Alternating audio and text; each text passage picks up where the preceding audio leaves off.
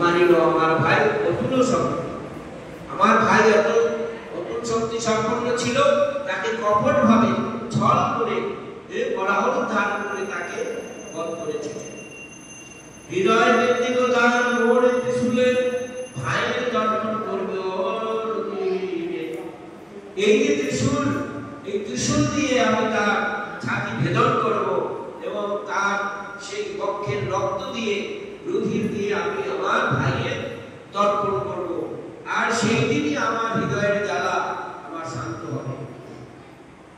সকল দেবের কোন দুষ্ট নয়, তাহাকে মারিলে সবে মনে দেবগণ। আসল যে বৃক্ষ, বৃক্ষের যদি মূলটা কেটে দেওয়া যায় তাহলে সেই বৃক্ষটা সম্পূর্ণ ডালপালা পাতা সব শুকিয়ে যাবে, মরে যাবে। সেই জন্য এই দেবতাদের জ্বর হচ্ছে মূল হচ্ছে এই দুষ্ট কৃষ্ণ। একে যদি মারা যায় তো যারা ভগবানের প্রিয়জন, ভগবানের নিজজন, তাদের প্রতি উপহত্যা আদি সমস্ত। যে দেশে যে গ্রামে ব্রাহ্মণগণ, গৌগণ এবং যেখানে ধর্ম প্রচার হচ্ছে সেখানে যাও, লুটে পুটে তাদেরকে অগ্নি দাহ করে সমস্ত ছাড়খাড় করে দাও।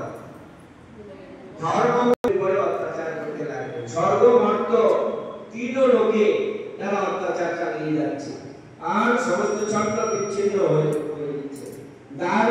দান ব্রত জপ তপ আছে, তাদের সামনে মনুষ্য রূপ ধারণ করে গোপন ভাবে তারা এদিক সেদিক ঘুরে বেড়াচ্ছে। রাজা তত্ত্ব কথা বলি, এই যে হিরণ্যকশিপু রাজা আপনি মনে মনে চিন্তা করলেন যে এই সবকে বিনাশ করলে তবে আমার ভাইয়ের পরলোক গতি হবে, এই কর্ম করলে আমার ভাইয়ের পরলোক গতি হবে। তখন হিরণ্য